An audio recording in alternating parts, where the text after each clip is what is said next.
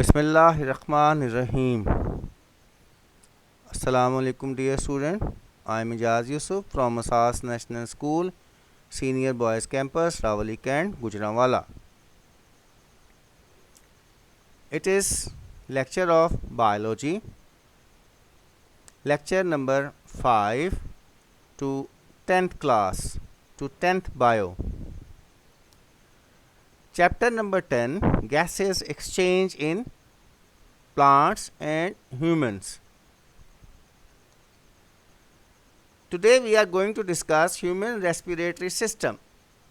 In humans and other higher animals, the exchange of gases is carried out by the respiratory system. We can divide the respiratory system into two parts, that is, the air passageway and the lungs. In next video, I am going to explain the human respiratory system to you and some few interesting facts about it. In 24 hours, we breathe about 16,000 to 24,000 times, and we inhale almost 11,000 liters of air. We inhale air from the atmosphere.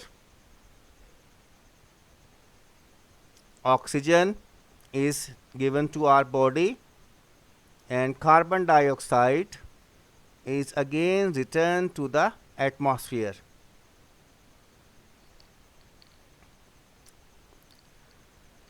Human respiratory system. In human respiratory system, we will discuss anatomy and physiology of human respiratory system,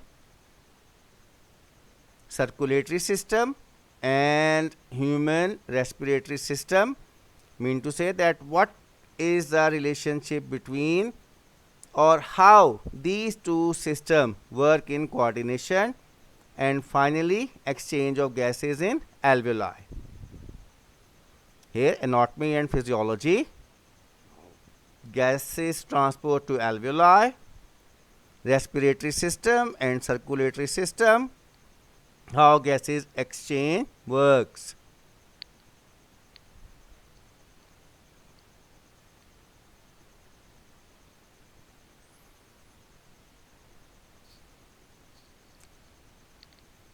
This is vocal cords act as a division between upper respiratory tract and lower respiratory tract. Upper respiratory tract consists of nose and nasal cavity, pharynx and larynx, or above vocal folds, and lower respiratory tract below vocal cords, larynx, trachea, bronchioles, alveoli.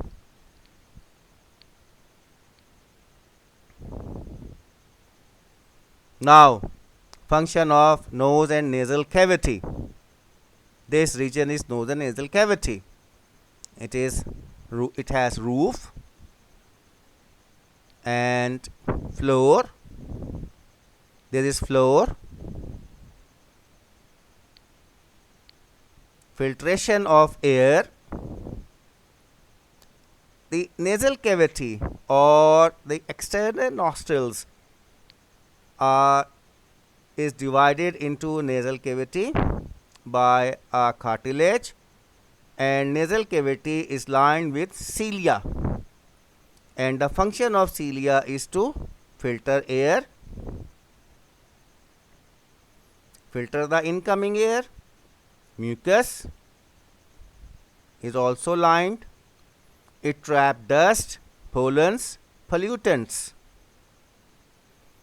Warming and humidification to prevent dryness in respiratory membranes. This is oral cavity opening.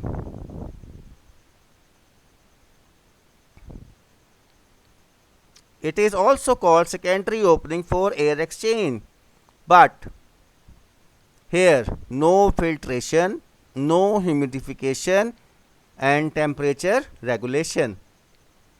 That's why it is better to breathe through your nose.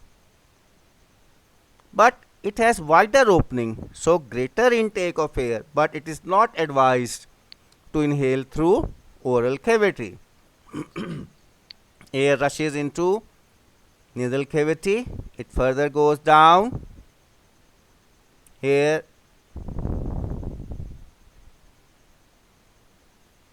pharynx.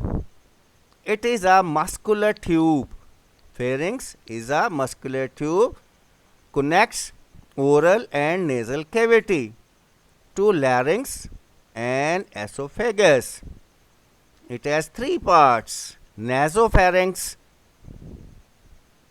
This is nasopharynx, belong to nasal cavity.